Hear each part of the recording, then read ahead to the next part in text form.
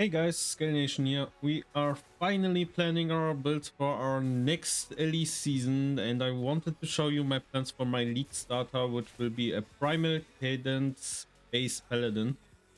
You see the gameplay on the screen from the build I had attempted with this idea in season 3, and it already felt like a really good build back then. But now, what makes me so hyped about this and why I want to start with it are the buffs that this will get in the upcoming patch. Let's see how this build works, what we are aiming for with our items, skills, passives, and what you can get creative with when trying it yourself. Enjoy. Alright, let's see what exactly the buffs are from the upcoming patch for this build specifically. For one, our main item, the Primal Cadence itself, got buffed up to 15% of overkill damage leached as health from 9.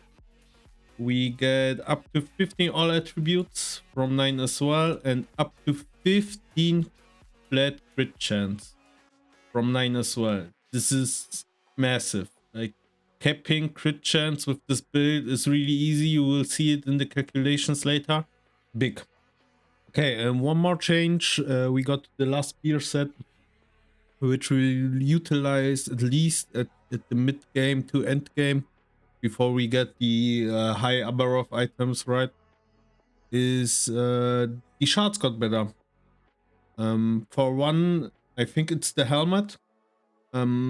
We get more health regeneration and more endurance, up to, yeah, we won't play it on tier 8, so on tier 7 I don't know if it's realistic to plan with tier 7 on your reforged item, but let's say to 100 endurance and some health regeneration, which comes in handy, right?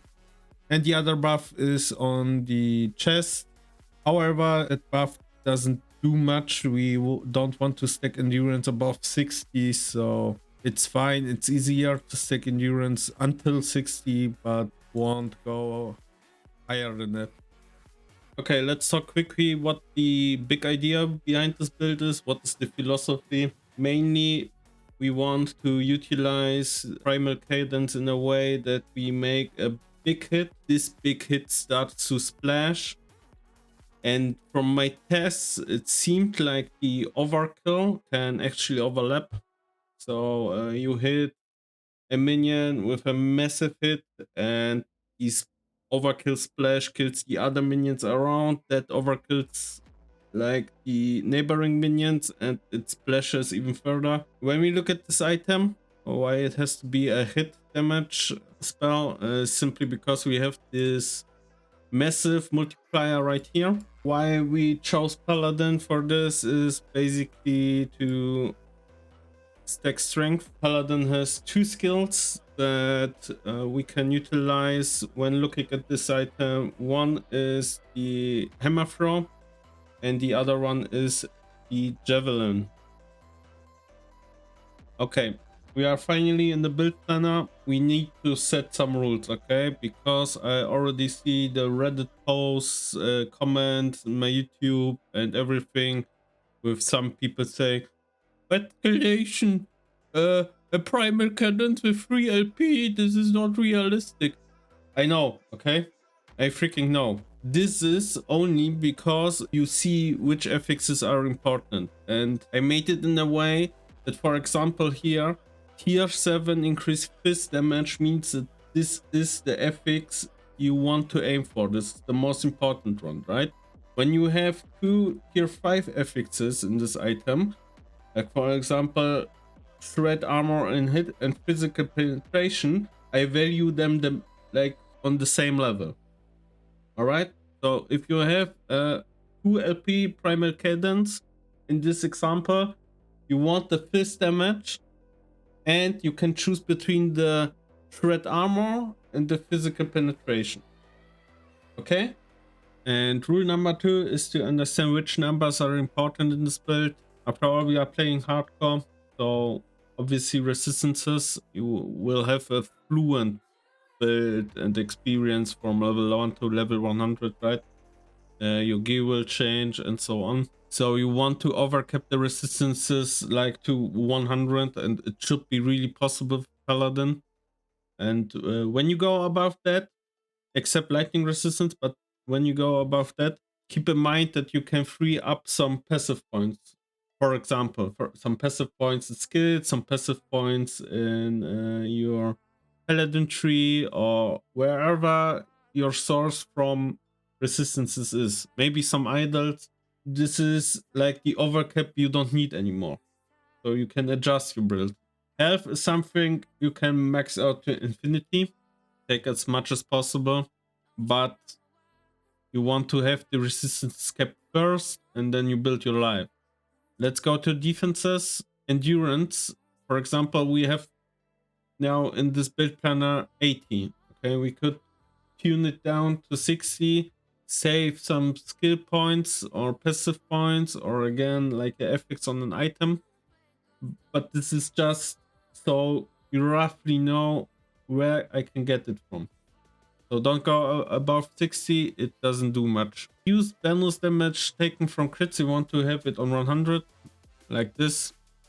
And yeah, you need to see after 100 how to cap it down again a little bit.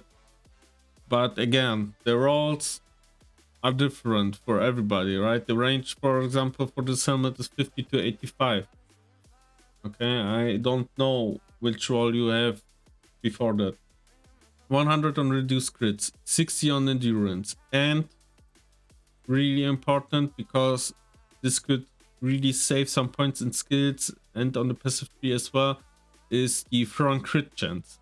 There are no red crits or mega crits, or how you want to call it, in last epoch. You want 100% crit and that's it. Everything above that is wasted. Important to say, in last epoch tools, it doesn't calculate the base crit chance you get from your skills. So let's look at Javelin. You have the Beast Ender node here. You would get 8% base crit chance from it. That's why you could save some points in the skill tree here. You need to add it to your base crit chance and multiply it with your multipliers. And when you are above 100, you are fine. You are at 110, you can save some point, some ethics, and so on. Let's talk about the skills now. Let's start with volatile reversal. And this is the movement skill I want to play. The reason is, as long we are able to jump back with volatile reversal, we will get frenzy and armor mitigation applied to damage over time, which I value very highly. We get haste as well for 3 seconds when we use the movement itself, and we bump the usable duration to jump back a little bit up. So we have the frenzy and the armor mitigation buff longer. I skilled 4 times the increased cooldown recovery speed, pretty straightforward, and traveled to the area. So we slow enemies because I had points left. Yeah, and that's where I put them.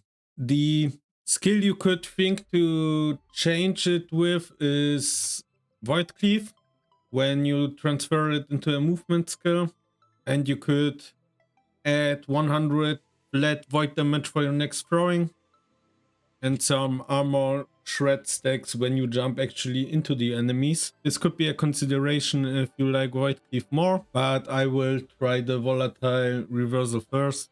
Our second supportive skill is the Holy Aura.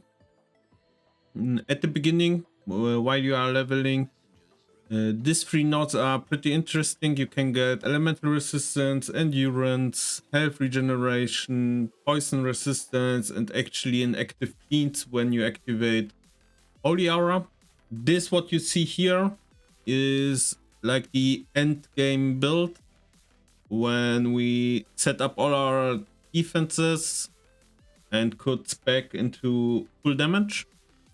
We get physical damage, attack speed, increased crit chance, critical streak multiplier, throwing damage, and throwing attack speed combined with haste gain chance. Then we have Symbols of Hope. We travel down here. Those nodes are not important. Those are strictly travel nodes and get 1 maximum symbols here. The same on the other side. Travel up, get some cooldown recovery speed, I guess, and 1 more symbol. This node is actually pretty good. You get double health regeneration from your symbols, and then we get damage per active symbol and crit chance per active symbol. However, like I told you before, capping crit chance is actually pretty easy with this build. If you are overcapped, you could think about getting rid of some of these and putting them into endurance threshold. That makes you a little bit more tanky, right? Now let's talk about the damage skills and why I have 2. It's mainly because I was still testing this build and it turned out that Javelin's better to clear maps and Hammer Throw is better to clear bosses. However, it might be that you end up with only 1 at the end, and then we will switch out one of those for Rebuke to have like a panic button and get more buffs after the Rebuke. Let's see what we want to skill here. Firstly, obviously damage, attack speed, and minimum bonus hit damage and max bonus hit damage when the Javelin travels far away to enemies. If you have mana problems, I didn't have any, but if you have some, you could think about spending a point or 2 into the costless mana node here. We traveled through the Holy Spears, which gives us a little bit of flat lightning damage. But actually, I'm thinking more about spending those 3 points into Warrior's Mark, because we have a lot of strength and applying frailty is not bad, right? It makes you more tanky when you're hitting a boss. We get a little bit of this restaurant as well, so it's not bad. Down here, the base crit chance, critical multiplier, some hit damage, and hit damage per pierced enemy. So if you hit a larger group of mobs, you will do more damage. Same as with the other skills. Again, if you are above 100 base crit chance, this node is not worth it for the little bit crit multiplier we get. We are on, let's say 400 to 500 already with the strength stacking. So the 4% or so you won't even notice. Better put the points in the flat damage here or in the Warrior's Mark like I told before. And the last node we want to get is travel down here. We get some physical penetration once we stay still. I don't know how useful this is actually, but yeah, we have to travel anyway.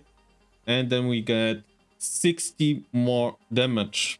A pretty big node. Okay, let's look at the last skill, the Hammer Throw here.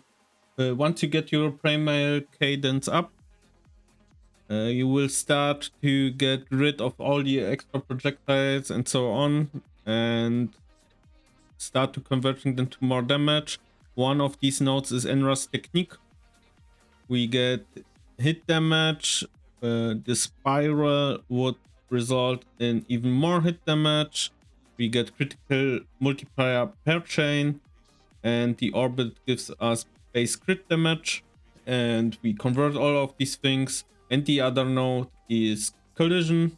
Hammer Throw deals more damage, but the hits no longer pierce. And the last conversion is ricochet, where we don't throw more than 1 hammer anymore, and per extra projectile we get even more attack speed and more damage. So yeah, the idea of this is to convert everything we can up here to more damage, more attack speed, more crit multiplier, and so on. that at the end you throw one big, really hurtful hammer that kills the minion you hit, and it splashes with the overkill damage, and you clear the whole group of mobs.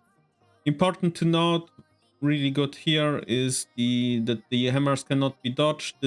This gives us a lot of flexibility while running echoes. The modifiers for the echoes with dodge, we can run them without losing DPS.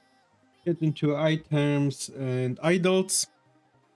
I didn't put like the specific ones you will use. I just made like a collection of idols with affixes you are looking for. So keep that in mind. Obviously something like small idol with armor and health, pretty good. Looked up the corrupted affixes as well, so you have an idea what's possible and what is not. Those are the most interesting ones, and it might be worth to stash those so you patch the holes in your build. For example, if you have like here only 83 physical resistance, you want to patch it with your idols rather than with your gear.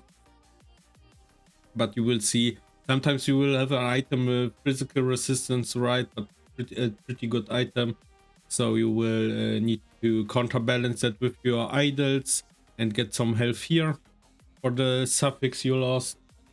Let's start with the items we will play until the build is finished. The first one is obviously the Primal Cadence. You see I value the physical damage here the most, so one LP one would be really important to get, so you get the up to 384 multiplier on your fist damage. Nothing more to say. I actually explained everything about this item. Yeah, this is what our build resolves around. Then we look at the code of an erased sentinel. Note here that we want either the +4 to the level of Javelin or +4 to hammer throw. Depends on which you end up with at the end game, with which skill. And other than that, it's a pretty good item. The implicit is pretty useless, but the affixes, the legendary affixes are pretty good.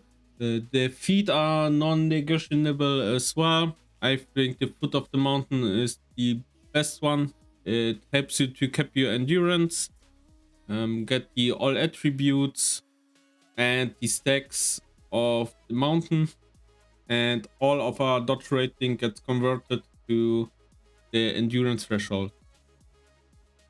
Okay, I got joined by my kitty cat.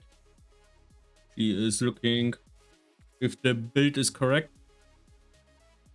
Let's go with the big elephant in the room, the red rings. So they nerfed the imprints a lot. They didn't like post any numbers on it, but from the text they wrote, it should be much harder to get red rings this season. So if you are not able to get some red rings because you are unlucky or not far enough in the game, I highly recommend to get the font of the race. It's a pretty good all-rounder. You can roll still affixes on it, and it makes you tanky.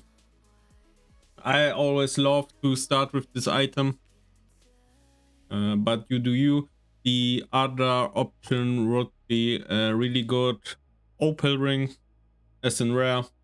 I still don't know for the red rings if health is better or strength or maybe even the throwing damage. But those are the three affixes you want to consider. Now the belt, I think in my honest opinion the front slinger is this.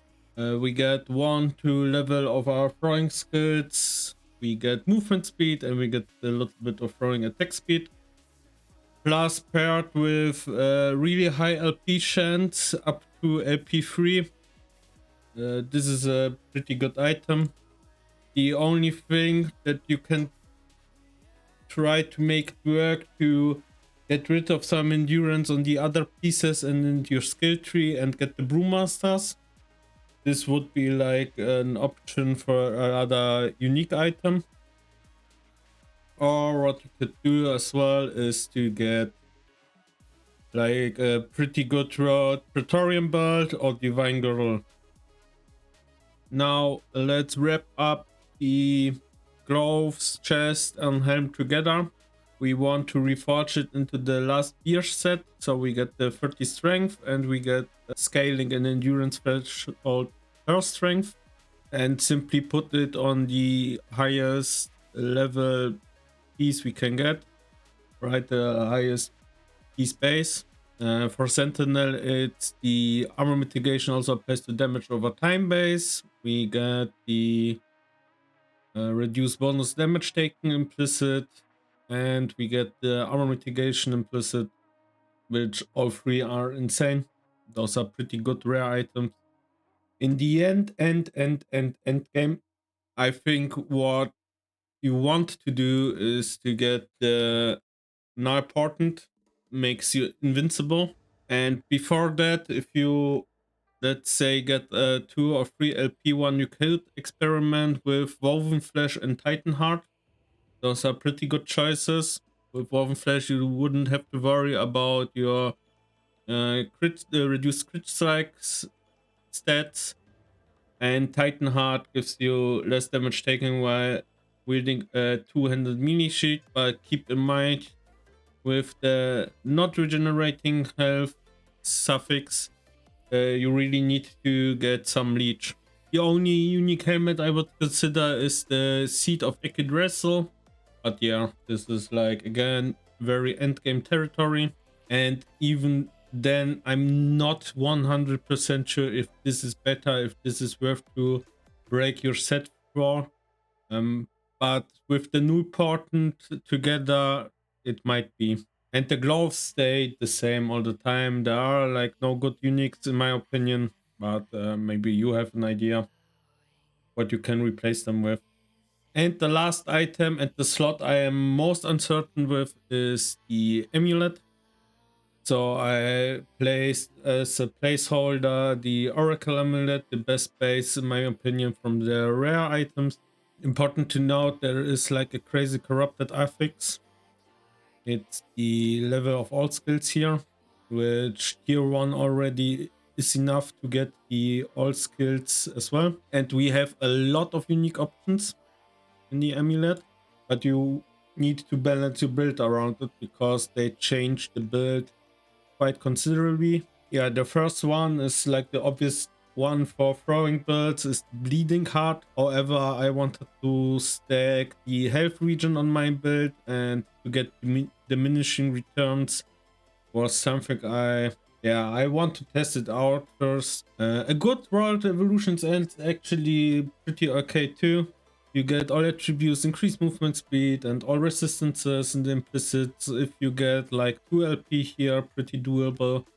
You can still craft like health region, or some resistances on it. Could be pretty solid in the mid game. Then, if you are lucky enough, the inheritance of the race can roll like crazy, right? If you get 4 tier 7 rolls that you need, like let's say tier 7 health, tier 7 throwing damage or something like that, I see the inheritance of the race being pretty good as well. And last but not least, from the not endgame items, Apostate Sanctuary. We get more damage to bosses and rare enemies, but you have to consider that Rebuke is actually a spell and you will lose up to 48 of current health. So please, if you try this item, don't play Rebuke.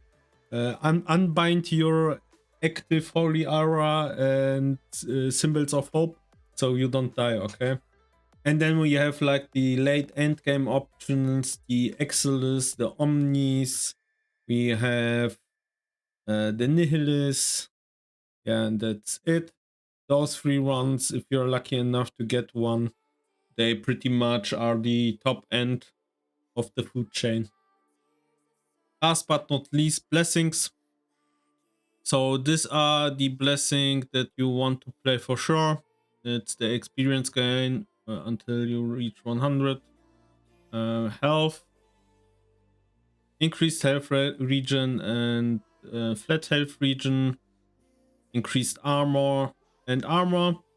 The only one you can think about to get like a more offensive option is the Aures, and we could get the fist damage for it, but only if you really have enough Aures, like let's say with the Omens or another amulet or so, where you can really replace it. Let's get into our trees and what we can change, what is of interest, and so on. Let's start with the base class. This is pretty easy. You want the strength for obvious reasons. You scale with it. Then you can get like 7 points into vitality. And the point I like to finish out my base class, like this is my standard sentinel skilling here, is the armor clad with flat armor and damage taken from nearby enemy is minus 10%. Then let's talk about Void Knight. This is like pretty easy as well. We just want to unlock the volatile reversal here. I got the health and some resistances from it, plus the allocation, void and physical damage taken minus 5%. If you want to test around a little bit, the 10% and absorb health on kill might be a consideration here. And the other thing is, when you really go onto the life leech part and still out of the health region, you might free out points for the increased leech rate up here. Then you need 20 points in Void Knight. Forge Guard, we need 20 points. I wanted to double down on the strength stacking. I got 5 points into Weapons Master to get 5 strength. Then 10 points into the flat damage on throwing attacks. And 5 points to unlock the scaling itself. I didn't see any other options that are worth it, so this is pretty much it in Forge Guard. And Paladin, the biggest tree, you will start off with the elemental resistance, get the bonus for the allocation with 5 points. And then you need a fair bit amount of travel points. I put 8 into conviction for the fist penetration mainly. You get some fist damage as well. Valar for endurance and health. Holy Icon for the good flat health region. We try to stack. We get some health, we get some necrotic resistance. Okay, let's get to the tasty ones now. Force of Devotion, 18 flat damage on your throwing attacks. And the Frailty Chain that makes you tank here. You get some armor shred chance as well. I skilled it out here in my planning. Then you get 5 points. Maybe at the beginning you will have more points here to reach actually your 100% crit cap. However, I believe in the end game it's not worth it. It's just worth it to get the 5-point allocation for the flat crit chance. Then I skilled out the Reverence of Duality. I don't think I need to say much about it. A lot of numbers that buff us. 1 point in Covenant of Light to travel to these nodes, and I wanted to get the Divine Essence, which basically gives us 15% increased armor and healing effectiveness, some damage over time reduction per essence. We can have 3 of them, so yeah, do the math, it's pretty good. And at the end, I splitted it between 5-5 here. I don't know how it will end up at the end, but we get the increased physical damage and movement speed from Covenant of Dominion, increased armor and armor mitigation and damage over time from Covenant of Protection, paired with the health regen from Symbols of Hope. Okay, I don't want to make a summary here. I will post the link for the build planner in the description. Take your time, look it up. Do you like these numbers? Do you want to play this build? I think it's pretty tanky. I think damage should be insane. I will play it and try to run for the top 15 in the hardcore ladder. Other than that, if you like this content, consider subscribe, consider a like. If you have any questions, post it down in the comments. Follow me on Twitch. There will be big LE streams coming with the season release. I will be online a lot. I made some space for it, and yeah, I'm looking forward to it. It will be a fun time. Join me, and I will see you at the latest at 6 p.m. for my time tomorrow when the patch releases. See ya until then.